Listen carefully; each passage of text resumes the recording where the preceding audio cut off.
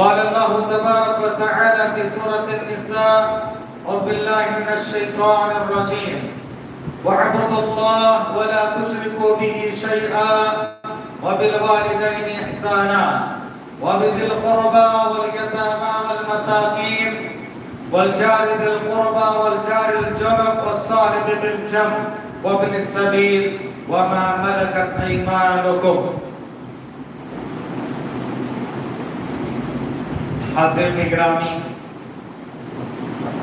پردہ نشین خواتین ملت، خطبہ مسونہ کے بعد میں نے آپ کے روبرو سورۃ النساء کی آیت نمبر 36 30 پر 6 36 پڑھی ہے. اللہ تعالیٰ نے اس آیت میں 10 باتوں کا حکم دیا جن کو تورات و انجیل میں بھی اللہ تعالیٰ نے 10 کمانڈز کے نام سے بیان کیا. یہ جو 10 کمانڈز ہیں بہت اہم ہیں. 10 باتوں میں سے ایک کا تعلق اللہ سے ہے اور باقی 9 کا تعلق اللہ کے بندوں سے ہے. ایک کا تعلق خالق سے ہے، باقی 9 کا تعلق مخلوقات سے ہے. حاضرین گرامی، قبل اس کے آیت کا بھی ترجمہ آپ کے سامنے رکھوں. بنیادی طور پر، تمہیدی طور پر یہ بات ضبط ذہن کر لیں کہ ساری تعلیمات اسلام کو اگر آپ ایک جملے میں بیان کرنا چاہیں، ساری تعلیمات اسلام تو وہ ہوگا اللہ کا حق اور اللہ کے بندوں کے حق. حقوق اللہ، حقوق العباد. اللہ تعالیٰ یہ کہتا ہے کہ بندہ، تم بندوں اللہ کی بندگی کرو اور اللہ کے بندوں کے ساتھ حسن سلوک کرو. عقیدہ، ایمان، عبادات و بندگیاں یہ اللہ کا حق ہے.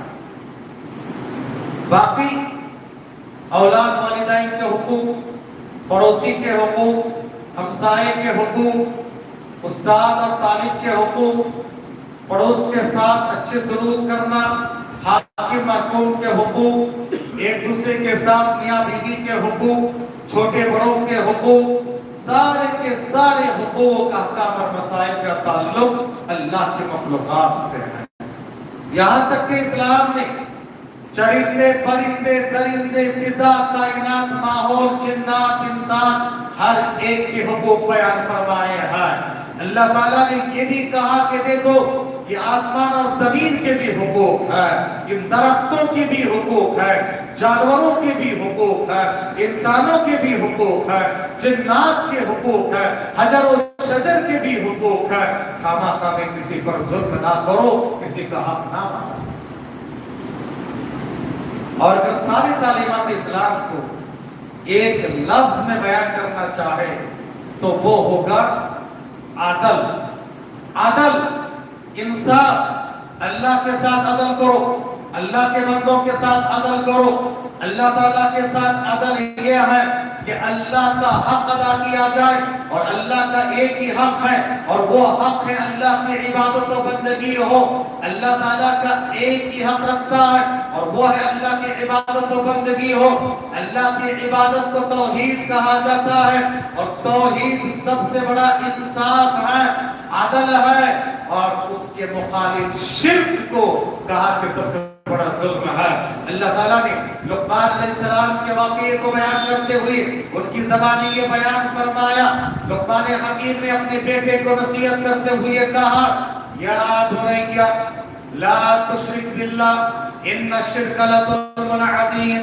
اے میرے پیارے بیٹے، اللہ کے ساتھ شرک نہ کرنا، اس لیے کہ شرک سب سے بڑا ظلم ہے. شرک سب سے بڑا ظلم ہے. شرک جب سب سے بڑا ظلم ہے تو توحید سب سے بڑا عدل ہے. ظلم کہا جاتا ہے کہ کسی کا حق کسی اور کو دے دیا جائے، کسی کا حق کسی اور کو دے دیا جائے. اللہ کا حق ہے حق عبادت. وہ عبادت کسی اور کو دے دینا شرک ہے. اللہ کی عبادت کیا کہا ہے؟ اللہ کے لیے ہم نماز میں ہاتھ باندھ کے باعدت کھڑے ہوتے ہیں, دل میں ارادہ کرتے, نیت کرتے ہیں, رکوع کرتے, سجدہ کرتے, فریاد کرتے, دعائیں کرتے, ماتھا ٹیکتے ہیں, اللہ کے لیے نظر و نیاز کرتے, قربانی کرتے ہیں, اللہ پر توکل اور بھروسہ کرتے ہیں, اللہ کے خاطر ہم کعبے میں جا کر طواف کرتے ہیں. یہ ساری باتیں عبادت ہیں. کس کے لیے ہونا چاہیے؟ صرف اللہ کے لیے. اگر اللہ کے سوا کسی انسان کے لیے, کسی جن کے لیے, کسی حیوان کے لیے, کسی شجر کے لیے, قبر کے لیے, حجر کے لیے, پتھر کے لیے, یا کسی غیر اللہ کے در پہ جا کے آدمی باعدل ہاتھ باندھ کے کھڑا ہوتا ہے, رکوع کرتا ہے, سجدہ کرتا ہے, ماتھا ٹیکتا ہے, نذرانے پیش کرتا ہے, قربانی پیش کرتا ہے, تو کیا ہوگا بولے؟ شرک. کسی کو بولتے ظلم. اللہ کا حق غیر اللہ کو دے دی ہے اور اللہ کے بندوں کے حقوق کی ادا کیا. فارسی کا ایک شاعر کہتا ہے, زندگی آمد برائے بندگی, زندگی آمد برائے بندگی, زندگی بے بندگی شرمندگی. زندگی ہمیں ملی ہے اللہ کی بندگی کے لیے. زندگی میں بندگی نہیں تو ایسی زندگی شرمندگی ہے. کل قیامت کے میدان میں پچھتانا پڑے گا. اللہ تعالیٰ نے سورہ ذاریات آیت نمبر 56 میں فرمایا, 56 میں فرمایا, وَمَا خَلَقْتُ الْجِنَّ وَالْإِنسَ إِلَّا لِيَعْبُدُونَ. میں نے جنات و انسان کو محض اسی لیے پیدا کیا تاکہ وہ توحید کے ساتھ میری عبادت و بندگی کریں. انسان و جنات کے وجود کا مقصد ہے, ہماری زندگی کا مقصد ہے اللہ کی عبادت کرنا ہے. میری زندگی کا مقصد تیرے دین کی سرفرازی, میری زندگی کا مقصد تیرے دین کی سرفرازی. میں اسی لیے مسلمان, میں اسی لیے نمازی. حضرت اکرام, آیت کی اس مختصر سے ترغیب کے بعد جو آیتیں میں نے آپ کے سامنے پڑھی ہے اس آیت کا ترجمہ کیے دیتا ہوں. 10 حقوق ہیں. پہلا حق اللہ کا. اللہ نے فرمایا وَاعْبُدُوا اللَّهَ وَلَا تُشْرِكُوا بِهِ شَيْئًا. اللہ کی عبادت کرنا اور اللہ کی عبادت میں ذرا برابر بھی کسی کو شریک نہ ٹھہرانا. وَاعْبُدُوا اللَّهَ وَلَا تُشْرِكُوا بِهِ شَيْئًا وَبِالْوَالِدَيْنِ إِحْسَانًا. اور احسان کرو, اس نے سلوک کرو والدین کے ساتھ. اللہ ہمارا خالق ہے, اللہ ہمارا مالک ہے, اللہ ہمیں دنیا میں بھیجا ہے مگر ذریعہ بنایا ہے ماں باپ, ہے نا. ماں باپ کو ذریعہ بنایا ہے. اسی لیے آپ قرآن حدیث پڑھ لیجئے, اللہ کے حق کے فوراً بعد اگر کسی کا حق آیا ہے اور اگر اتباع کی بات کی جائے تو اللہ اس کے رسول کے حق کے بعد کسی کا حق آیا ہے تو ماں باپ کا حق آیا ہے.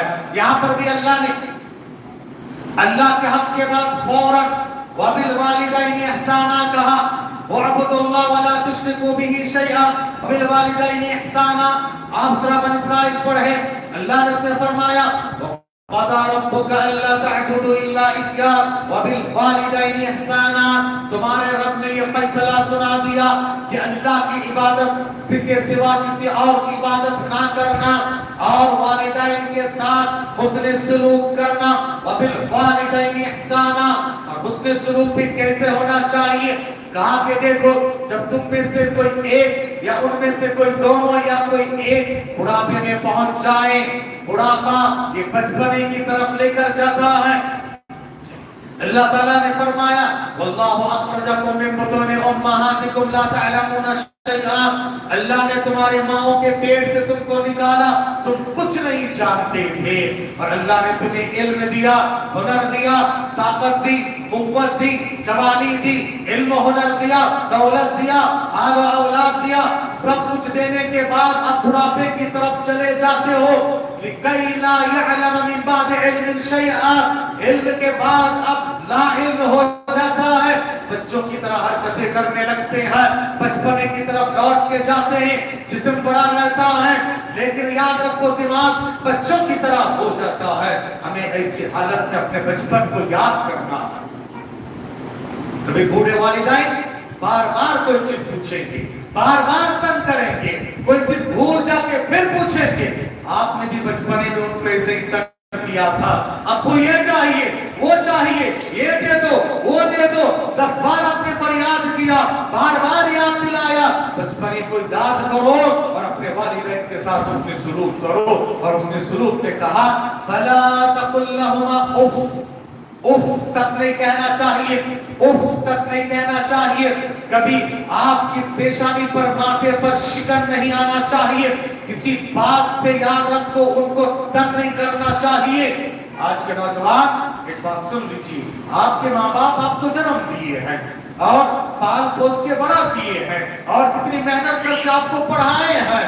नौजवानों का हाल होता है, अगर माँ बाप या बाप खसूसी तौर पर कभी कॉलेज आते हैं, कभी काम करने की जगह आते हैं, तो उनका पहचान नहीं कराते हैं, उनका इंट्रोडक्शन नहीं कराते हैं और बाद में आके डांटते हैं, तुम्हें कहीं को सुना गए सो, तुम्हें नहीं आना चाहिए था वहां, कहीं कहा गए सो, मेरे दोस्तों के सामने मेरी नाक कटवा दिए।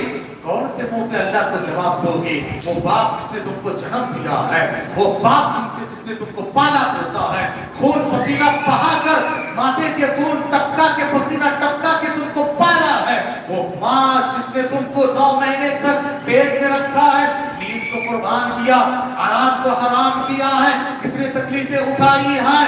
और याद रखिए उस माँ का हक तो अदा नहीं हो सकता है। नौजवान, इमाम बुखारी ने इस वाक़ये को अपनी किताब अदबुल मुफरद में जिक्र किया है। एक नौजवान अपनी बूढ़ी वालिदा को कंधे पे उठा के काबे का तवाफ करा रहे हैं और अशआर गुनगुना रहे हैं। इन्नी लहा लबईरुहल मुदल्लल इन उदअ लियुदअ, कहा कि अगर मैं इसका ये जो मेरी वालिदा है, इनके मैं सवारी हूं, अगर मैं गिर जाऊं तो मेरा सवार भी गिर जाए। याद रखिएगा कि मैं इसलिए कर रहा हूं, मेरी वालिदा को कंधे पे बिठा के और अपने गांव से पैदल ला के कंधे पे उठा के तवाफ करा रहा हूं, ताकि मैं उनके दूध का कर्जा चुकाऊं। इब्ने उमर ने सुन लिया, ताकि नौजवान इधर आओ, इधर आओ, इधर आओ, तुमने क्या कहा? दूध का कर्जा चुकाने की बात करी। कहा कि देखो मैंने हदीस सुनी है, अगर सारी जिंदगी इंसान अपनी माँ की खिदमत कर दे, उसकी वालिदा ने पैदाइश के वक्त में जो जोर से एक सांस ली है, वला ज़फ़रतन वाहिदा, एक सांस की जो तकलीफ उठाई है, उस एक तकलीफ का की भरपाई और उसका हक अदा नहीं कर सकते हो, दूध कर्जा चुकाने की बात करते हो। और यहाँ तो हमारे माहौल में ये बात है कि मरते वक्त आके दूध बख्शवाते हैं। देखिए आपने, दूध बख्शवाते हैं। अरे दूध बख्शवाने की, दूध माफ करने की बात कर रहे हो, जिंदगी भर तुम उनकी खिदमत करके खत्म नहीं कर सकते हो। एक नौजवान आया, आने के बाद कहा कि अल्लाह के रसूल, मेरे बाप मेरे जेब में से पैसा उठा लेते, मुझे बताते नहीं है, बेगार बोले ले लेते हैं। तो उसके बाद अल्लाह के रसूल ने उस नौजवान से कहा, तू माल की बात करता है, तेरा माल अंत व मालुका लि अबी, तू भी तेरे बाप का है, तेरा माल भी तेरे बाप का है, तेरा वजूद कहां से आया है? याद रखिए मेरे भाई, वालिदैन के साथ उसने सलूक, वअबुदुल्लाह वला तुश्रिकू बिही शैआ, याद रखो बिल वालिदैन ihसाना। आज हाल है कि आज नौजवान लड़कियां पढ़ लिख के, बेटो मत, तुमना मालूम नहीं है, बेटो अपनी तुमना मालूम नहीं है, बेटो अपनी तुमना मालूम नहीं, कहां से ये बोल रहे हैं? बेइज्जती। याद रखो, यहाँ तक कि अहले इल्म ने लिखा है, अगर कोई नौजवान अपने वालिदैन के बाजू ठहर के अपने कपड़ा झाड़ता है और कपड़े के धूल डस्ट जाके माँ बाप के जिस्म पे गिरता है, गुनाह का काम किया है। माँ बाप से पहले बैठना नहीं, माँ बाप से आगे आगे चलना नहीं, ये अदब कहाँ गया है? आज अदब से होती जा रही है, खास तौर से नौजवान नस्ल और नौजवानों में, हमारे हदीसों में ये बात है। क्या करती मेरे भाई को, अदब पहले सीखो। सलफ कहा करते थे अपने बच्चों को कि तुम अपने उस्ताद के पास जाकर अदब का 1 चैप्टर सीख कर आओ, ज्यादा बेहतर है इल्म के 10 चैप्टर सीखने के मुकाबले में। हाँ, क्योंकि शैतान के पास इल्म था, مگر ادب نہیں تھا. تمہیں علم سیکھنا چاہیے, علم کے ساتھ ساتھ ادب پہلے سیکھنا چاہیے. اور نبی کی جو ذمہ داری اللہ نے بیان فرمائی ہر نبی کے بارے میں, اللہ نے کیا کہا سورہ جمعہ اور دیگر سوروں میں اللہ نے فرمایا, سورہ توبہ وغیرہ میں فرمایا, سورہ آل عمران میں بھی ہے. هو الذی بعث فی الأميین رسولا منهم یتلو علیہم آیاتہ ویزکیہم وَيُعَلِّمُهُمُ الْكِتَابَ وَالْحِکْمَةَ. وہ نبی, اللہ نے نبی کو بھیجا ان پڑھ امی لوگوں میں, امی ان پڑھ لوگوں میں نبی کو بھیجا ہے. نبی نے آ کر سب سے پہلے کیا کیا؟ یَتْلُو عَلَيْهِمْ آیَاتِ, قرآن آیتوں کی تلاوت, وَيُزَکِّیہم, ان کو پاک صاف کیے, ادب سکھائے, وَيُعَلِّمُهُمُ الْكِتَابَ وَالْحِکْمَةَ, کتاب و حکمت کی تعلیم بعد میں ہے, پہلے ادب ہے. پہلے یزکیہم, ادب, اس کے بعد تعلیم ہے. آج ہمارے پاس المیاں ہے, علم تو ہمارے پاس بہت ہے, ادب نہیں ہے. یاد رکھیے ادب کے بغیر بیکار انسان ہے. اور میرے والدین احسان عبد القربہ, اپنے رشتہ داروں کے حقوق ادا کیا کرو, رشتہ داروں کے حقوق ادا کیا کرو. وبذی القربى والیتامى والمساکین, اور اسی طرح سے یتیمہ مسکینوں کے حقوق ادا کیا کرو. اللہ کا حق, والدین کے حق, اور اپنے رشتہ داروں کے حق, مسکینوں کے حق اور یتیموں کے حق, 5 حقوق ہو گئے. اور 5, اب دیکھو 10 میں سے یہ 5 ہو گئے, باقی 5 میں سے 3 کا تعلق پڑوسی سے ہے, پڑوسی سے ہے. 9, 10 میں سے 1 کا تعلق اللہ سے ہے, باقی 9 جن کا تعلق اللہ کی مخلوقات سے ہے, اور 9 میں سے 3 کا تعلق پڑوسی سے ہے. اللہ اکبر. والجار ذی القربى, اس رشتہ دار کے ساتھ, اس پڑوسی کے ساتھ حسن سلوک کرو جو تمہارے پڑوسی بھی ہے, رشتہ دار بھی ہے. والجار الجنب, اور وہ پڑوسی جو رشتہ دار تو نہیں ہے مگر پڑوسی ہے. والصاحب بالجنب, وہ پڑوسی جو تمہارے ٹیمپورری پڑوسی ہیں, سفر میں ہو, ساتھ میں بازو کوئی بیٹھا ہے, کام کرنے کی جگہ تمہارے کلیگ ہے, کلاس میٹ ہے, تمہارے ساتھ میں کام کرنے والے, اٹھنے بیٹھنے والے, مسجد میں آئے ہو, بازو 1 گھنٹہ آدھا گھنٹہ جو بیٹھنے والے, وہ بھی تمہارے پڑوسی ہیں. پڑوس کے ساتھ اس کے سلوک, یہ کل ہو گئے 8, ہے نا, 8. اور اس کے بعد وابن السبیل, مسافر کے ساتھ اس نے سلوک کرو. وما ملکت ایمانکم, 10واں اور آخری ہے, تمہارے ہاتھ کے اندر کام کرنے والوں کے ساتھ اس نے سلوک کرو. تمہارے اندر میں کام کر رہے, تمہاری فیکٹری میں کام کر رہے, تمہارے گھر میں کام کر رہے ہیں, ان کے ساتھ سلوک کیا کرو, اس نے سلوک کیا کرو. حاکم محکوم کے ساتھ اس نے سلوک کیا کرے. نبی نے فرمایا وَابْغُونِي بِالضُّعَفَاءِ, اللہ کہتا ہے حدیث قدسی, اے لوگو مجھے ڈھونڈو, اس کو اللہ کو ڈھونڈو. کہاں؟ بِالضُّعَفَاءِ, کمزوروں میں, مسکینوں میں, ناداروں میں ڈھونڈا کرو تو اللہ کو پا جاؤ گے. کیا مطلب ہے؟ صحیح مسلم کی حدیث ہے, کل قیامت کے میدان میں اللہ کہے گا, بندہ میں بھوکا تھا تو نے مجھے کھلایا نہیں, میں پیاسا تھا تو نے مجھے پلایا نہیں, میں بیمار تھا تو نے میری عیادت نہیں کی. بندہ کہے گا اللہ تو بھی بھوکا پیاسا ہوا, تو بھی بیمار ہوا, کہ ہاں تیرے پڑوس میں تیرے پاس تیرا پڑوسی بھوکا پیاسا تھا, تو پیٹ بھر بھر کے کھا کے سوتا تھا, اور وہ بیچارہ سو نہیں پاتا تھا, تو نے کبھی اس کی خبر گیری نہیں کی ہے. وہ تیرا پڑوسی بیمار تھا, تو نے کبھی اس کی بیمار پرسی نہیں کی ہے, اس کی عادت نہیں کی ہے, اس کا ہیلپ اور تعاون نہیں کیا ہے. اگر تو کیا ہوتا آج یہاں پاتا مجھے, تو کمزوروں مجبوروں کے ساتھ اس سے سلوک اللہ کو پاؤ گے. اور ایک دوسری روایت میں نبی نے فرمایا وَهَلْ تُرْزَقُونَ إِلَّا بِدُعَفَائِكُمْ, اور تمہیں روزی روٹی دیا جاتا ہے, تم کو روزی روٹی دیا جاتا ہے.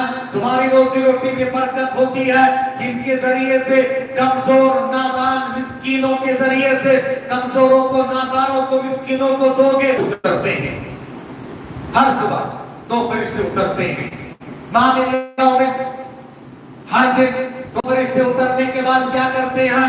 ایک فرشتہ دعا دیتے ہیں اللہم آتی منفقا خلقا. دوسرا فرشتہ دعا دیتے ہیں اللہم آتی منفقا. فرشتوں کی دعا اور بد دعا ہے.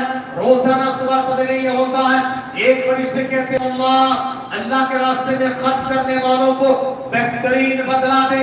دوسرے فرشتہ کہتے ہیں اللہ روکنے والے بخیلی کرنے والوں کو برباد اور ہلاک کر دے. فرشتے کی بد دعا صبح سویرے بارگاہ الہی میں یاد رکھی. اسی لیے اللہ نے فرمایا وَمَا يُوقَ شُحَّ نَفْسِهِ فَأُولَٰئِكَ هُمُ الْمُفْلِحُونَ.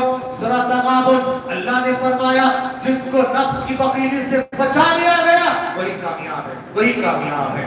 حاصل کی گرام 10 حقوق میں سے آج بھی آپ کے سامنے آخر میں صرف پڑوسی کے تعلق سے چند باتیں عرض کر کے بات ختم کرنا چاہتا ہوں. مجموعی اعتبار سے میں نے بتا دیا پڑوسی 3 طرح کے ہیں. اسی آیت میں پتا چلا ایک پڑوسی جو رشتہ دار بھی ہے پڑوسی بھی ہے. دوسرا وہ صرف پڑوسی ہے مگر رشتہ دار نہیں ہے. ہو سکتا مسلمان بھی ہو غیر مسلم بھی ہو. اور اسی طرح سے ایک پڑوسی وہ ہے جو ٹیمپورری پڑوسی ہے, سفر کے ساتھی, کام کاج کے ساتھی. کہاں عالم نے یہ بھی لکھا ہے کہ آپ کے والدین کے آپ کے پڑوسی ہے, آپ کے اولاد کے آپ کے پڑوسی ہے, آپ کی بیوی آپ کے شوہر بھی ایک دوسرے کے پڑوسی ہے نا. ان سب کے ساتھ اس نے سلوک کرو اور خصوصی طور پر یاد رکھیے جو آپ کے بازو میں ہے پڑوس. پڑوس کی اہمیت دیکھی صحیح مسلم کی روایت ہے اور صحیح بخاری میں بھی ہے. صحابی رسول کہتے ہیں کہ پیارے نبی صلی اللہ علیہ وسلم فرماتے ہیں ما زال جبریل یوصینی بالجار حتی ظننت سیعرسہ. جبریل جب آتے پڑوسی کے تعلق سے خیر کی وصیت فرماتے, پڑوسی کے ساتھ اس نے سلوک کرنا. جب جبرائیل آئے تب بتاتے گئے, یہاں تک کہ مجھے شک ہونے لگا کہیں پڑوسی کو بھی مال جائیداد میں وارث نہ بنا دیا جائے. ظننت انہ سیعرسہ. اللہ اکبر, کیا بات ہے. اسی لیے اسی حدیث کو مد نظر رکھتے ہوئے پڑوسی غیر مسلم بھی ہو. ابن عمر رضی اللہ تعالی عنہ کے بارے میں ہے اور یہ ترغیب و ترہیب کی صحیح روایت ہے کہ ان کے گھر میں بکرا کٹا. ان کا غلام جو ہے بکرے کو چھل رہا تھا تو انہوں نے بار بار کہا ابدا بجارنا الپڑوسی, ابدا بجارنا الپڑوسی الیہود. کہا کہ دیکھو ہمارے ابدا بجارنا الیہودی, ابدا بجارنا الیہودی, یہ میرے جو یہودی پڑوسی ہے ان سے گوشت تقسیم کرنا شروع کرو. بار بار کہہ رہے تھے. یہاں تک ان کے غلام نے کہا کتنے بار کہیں گے آپ؟ انہوں نے کہا کہ نبی نے کہا جبرائیل جب آئے بار 1000 بار جبرائیل نے پڑوسی کے ساتھ خیر کی وصیت کی ہے. اسی لیے میں نبی کی سنت پہ عمل کرتے ہوئے بار تم کو کہہ رہا ہوں سوچو یہودی ہے, یہودی پڑوسی کے ساتھ حسن سلوک کا حکم دیا جا رہا ہے. آج ہمارا معاملہ کیا ہے؟ پڑوسی اپنا کچرا لے جا کے پڑوسی کے گھر کے سامنے ڈال دی, اپنا کچرا لے جا کے مسجد کے سامنے ڈال دی, لے جا کے کسی کا راستہ جام کر دیے. اور بڑے افسوس کے ساتھ کہنا پڑتا ہے یہ اسلام کی پہلی تعلیم اقرا پڑھو. 6 مہینہ وحی نہیں آئی, اس کے بعد سیکنڈ وحی کیا جانتے ہیں؟ سیکنڈ وحی کیا ہے؟ سورۃ مدثر کی ابتدائی آیت ہے. بسم اللہ الرحمن الرحیم یا ایھا المدثر قم فانذر وربک فکبر وثیابک فطہر. اے کملی والے کمبل اوڑھ کے سونے والے اٹھو, سونے کا وقت نہیں ہے, محنت کرو, آگے بڑھو, دعوت و تبلیغ کا کام کرنا ہے. قم فانذر, اٹھو لوگوں کو ڈراؤ. اور کہا پیغام کیا دیا؟ وثیابک فطہر, اپنے کپڑے کو پاک صاف رکھا کرو. اسلام کی پہلی وحی ہے اقرا پڑھو, دوسری وحی ہے پاک صاف رہو. اسی لیے پاکی صفائی کو آدھا ایمان قرار دیا گیا ہے نا. طہور شطر ایمان بچہ یاد کرتا ہے. اور مسلمان انہی دو میدان میں پیچھے ہیں.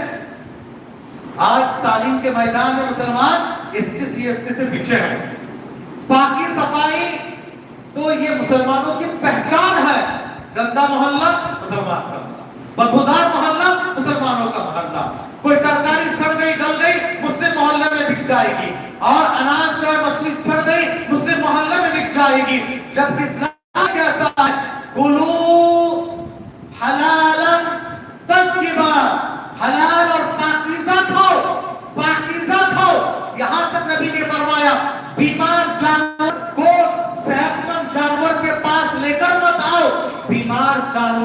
گوشت مت کھاؤ.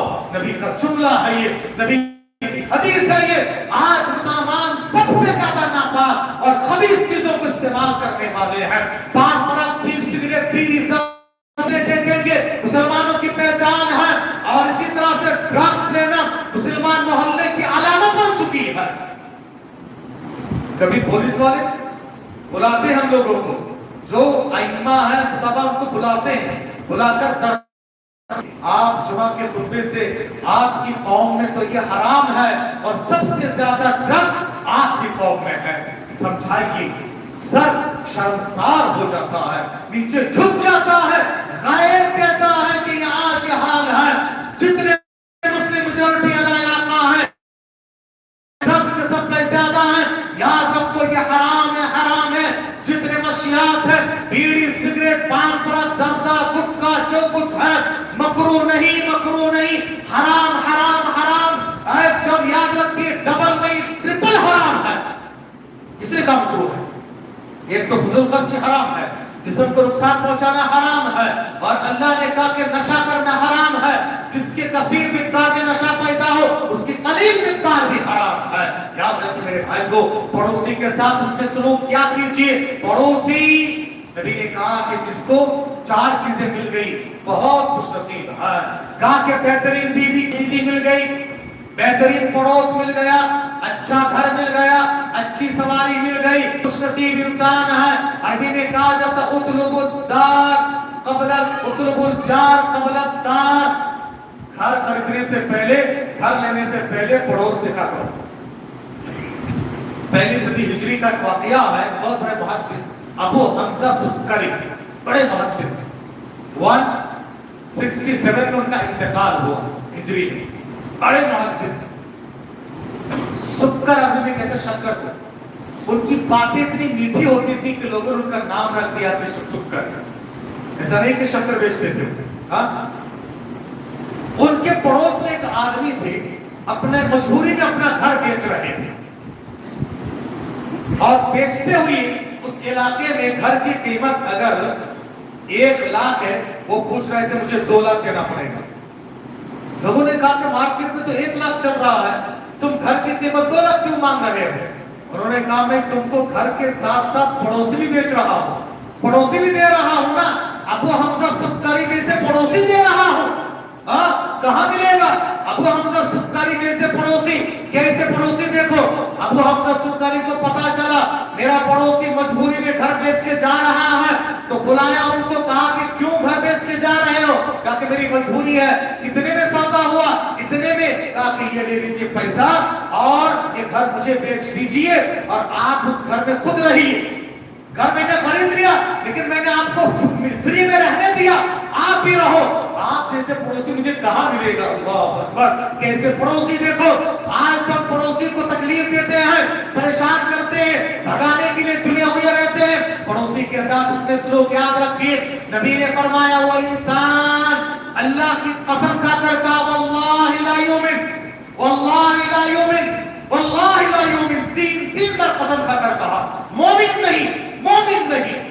صحابہ کو بڑا تعجب ہوا, کہا کہ کون اللہ کے رسول یہ بدنصیب ہے؟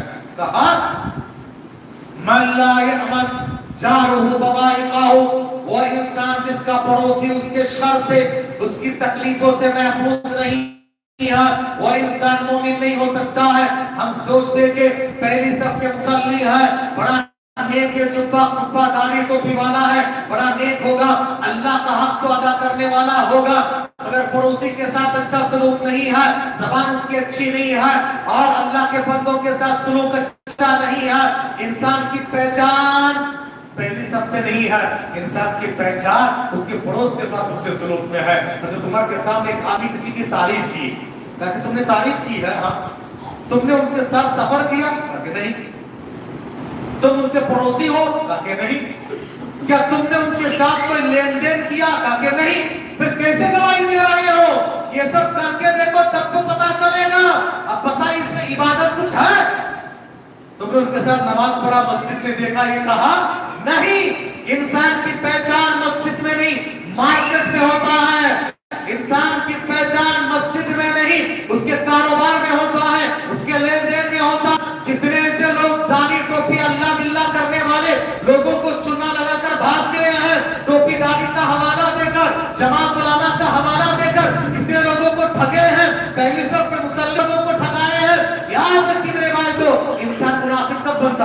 मुनाफिक कब बनता? नबी ने फरमाया आयतुल मुनाफिक सलास, मुनाफिक की अलामतें 3 हैं। जब बात करता तो झूठ बोलता है, वादा करता तो वादा खिलाफी करता है, अमानत रखी जाए तो खयानत करता है। कब करता है इंसान? ये सारे के सारे अल्लाह से ताल्लुक रखने वाले नहीं है, अल्लाह के बंदों से। किसी को पैसा देना, वादा करके मुकर जाता, वादा खिलाफी करता है। हाँ, फिर उसके बाद झूठ बोलता, कहाँ है? अरे मैं नहीं हूँ, शहर में बाहर हूँ, अब दूंगा तब दूंगा। वादा खिलाफी, झूठ, गाली गलौज, सीना जोरी, ये सारे के सारे मुनाफिक की अलामत कब है? ये जब इंसान का हक मारते हैं और खासतौर से पड़ोसियों के साथ बुरा सलूक करता है। याद रखिए मेरे भाई को, आखिरी बात सुन लीजिए, हमारे पड़ोस के रहने वाले लोग, रास्ते चलने वाले लोग, हमारी निगाहों के तीर से महफूज रहना चाहिए। नबी ने फरमाया सबसे बड़ा जालिम वो है अकबरुल कबाइर, कबीरा गुनाहों में सबसे बड़ा गुनाह एक तो शिर्क है, माँ बाप की नाफरमानी है। कहा कि इन कबीरा गुनाहों में सबसे बड़ा गुनाह कि कोई इंसान अपने पड़ोसन के साथ मुंह काला करे, या कोई पड़ोसन अपने पड़ोस पर बुरी निगाह रखे। ये मर्दों की तरफ से भी हो सकता है, औरत की तरफ से भी हो सकता है। याद रखो, हमारी निगाहों से महफूज रहना चाहिए पड़ोस की औरतें, गुजरने वाली औरतें, और इसी तरह से औरतों को भी चाहिए कि अपनी निगाहों की हिफाजत किया करे। अल्लाह ने दोनों को यह तालीम दी, कुल लिल मुमिनीना यगुद्दू मिन अब्सारिहिम, कुल लिल मुमिनाति यगुद्दन मिन अब्सारिहिन्ना। मर्दों से भी कहा नजरें नीचे रखो, औरतों से भी कहा नजरें नीचे रखो। याद रखिए मेरे भाई को, ये पड़ोसी के साथ उसने सुलूक ईमान की अलामत है। और अल्लाह के रसूल ने कहा जन्नत में दाखिल नहीं हो सकता वो इंसान जो पड़ोस के साथ उसने सुलूक नहीं करता है, पड़ोसी के साथ उसने सुलूक, ये याद रखिए ईमान की अलामत है, जन्नत में जाने का जरिया है, हमारे अच्छे इंसान होने की अलामत है। और बाकी सफाई का एहतमाम करना चाहिए, क्योंकि पड़ोस को हम अपनी जबान से, अदा व हरकत से, हमारे सुलूक से, अखलाक व आदत व अतवार से तकलीफ ना दिया करें, और ना ही कचरा डाल के और गाली गलौज करके पड़ोस को क्या करते, इतने जोर से हम स्पीकर ऑन करते हैं, गाने म्यूजिक, चाहे कुरान से ही क्यों ना हो, कुरान से ही क्यों ना हो, पड़ोस में कोई बीमार होगा, कोई बच्चा सोता होगा, याद रखिए अगर उसकी वजह से आपको तकलीफ थी, पड़ोस को आपने तकलीफ दी है, तो याद रखिए ये तकलीफ है। आखिरी वाक़या कह देता हूं, एक सहाबी रात के वक्त में उठे सहरी करने के लिए, और उनकी बीवी ने सहरी के लिए रोटियां रखी थी। एक बकरी, उनके घर में जो बकरी थी वो बकरी आई और उन रोटियों को खाने लगी। तो क्या बीवी ने जाकर बकरी को मारा, पीटा और उसके मुंह से उस रोटियों को निकालना शुरू किया। अब ये बकरी जोर जोर से आवाज करने लगी। सहरी का वक्त, तहज्जुद का वक्त। साहबी ने कहा या ताबी ने कहा कि तुम इस बकरी के मुंह से जो रोटी छीन लिए है, ठीक हो तो तुम्हारा हक है, मगर याद रखो ये बकरी जो आवाज की और उसकी आवाज की वजह से बाजू पड़ोस को या पड़ोसन को जो तकलीफ तुमने दी है, ये उससे बढ़कर गुनाह है। याद रखो, सुभान अल्लाह, हम भी सोचते हैं इसे, मेरा घर में जो चाहे करो। नबी ने फरमाया आपके बैल्कनी अगर रास्ते की तरफ है और रास्ते से गुजरने वाले खवातीन ज्यादा है, तो आप हमेशा बैल्कनी में आके ना बैठे, कभी कभार बैठे, हमेशा ना बैठे। आपका घर है मगर गुजरने वाले को तकलीफ हो रही है उससे, बार बार आप बैल्कनी में दूसरों को झांक रहे हैं, गुनाह का काम है, गुनाह का काम है। पड़ोसी के साथ उससे सुलूक, पड़ोसी को तकलीफ ना दिया करें। तो रब्बुल आलमीन से अल्लाह तबारक व तआला हमें और आपके कई बातों को अमल करने की तौफीक अता फरमाए। आलमीन सारे मुसलमानों को नेक बनाना, एक बनाना, पड़ोस के हुकूक अदा करने की तौफीक अता फरमाना। 10 हुकूक जो हमने सुने हैं अल्लाह और अल्लाह के बंदों के हुकूक अदा करने की तौफीक अता फरमाना। सारे मुसलमानों की जान, माल, इज्जत और आबरू, दीन और ईमान, अहल व अयाल की अल्लाह की हिफाजत फरमाना। अल्लाह जो मुसलमान परेशान हाल की परेशानियों से नजात देना, बीमारों को शिफाए कुल्ली अता फरमा देना। जो वफात पा चुके हैं उनकी बाल बाल मग़फ़िरत फरमाकर जन्नतुल फिरदौस का आला इल्लिय्यीन में जगह इनायत फरमा। बेरोजगारों को रोजगारी नसीब फरमा देना, बरसाए रोजगार लोगों की रोजगारी में बरकत देना, मकरूजों की कर्ज की अदायगी के लिए रास्ता निकाल देना। بے اولاد کا اولاد کا سہارا دے دینا، صاحب اولاد کا اولاد کو نیک بنا دینا، جو رشتے ٹوٹ رہے ہیں ان کو بحال کر دینا، جو رشتے ڈھونڈ رہے ہیں ان کو خیر کا جوڑا نصیب فرما دینا۔ اللہ جو مانگنے سے رہ گیا اپنی شان سے نواز دینا، جب تک دنیا میں رکھنا ایمان امان کے ساتھ رکھنا، خاتمہ بالخیر فرمانا، ہر طرح کی آفت مصیبت اور پریشانیوں سے اللہ تعالیٰ، بیماریوں سے اللہ تو ہماری حفاظت فرمانا۔ اللہ جب اس دنیا سے جائے تو ہم سے راضی ہو جانا، قبر کے سوالات کا ثابت قدمی عطا فرمانا، حشر کے میدان میں حوض کوثر سے پینا نصیب فرمانا، نبی کی شفاعت اور رفاقت کے ساتھ جنت الفردوس کا اعلیٰ علم میں جگہ عنایت فرما دینا۔ آمین۔ وآخر دعوانا الحمد للہ رب العالمین۔